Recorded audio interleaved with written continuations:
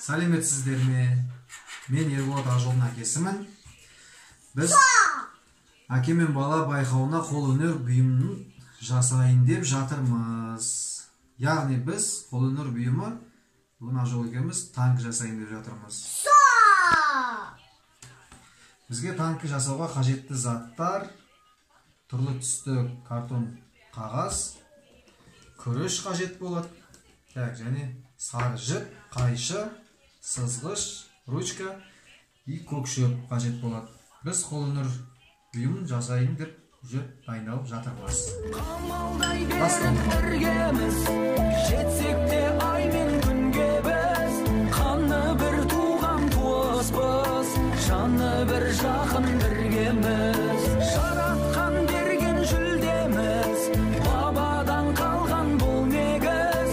Дамылсыз дауыл соқса да, әрқашанда біз біргеміз.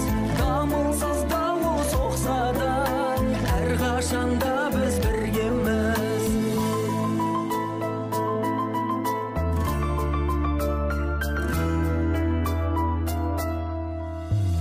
Сен болма өшің дұшпанға, ынтымағыңды қыл қорған. Мал түгіл жаның мұң болған, бұдан да жаман күн болған. Алдыңнан шықса тағасын, ұрпақтар тегін танасын. Нар кескен болсын намысың, болашағыңның жасап біттік балам екеуміз.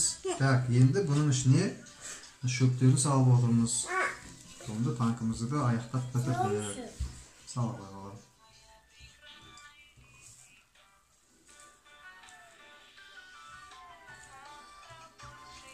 Бұл шет-шеттеріне жасыл шөп.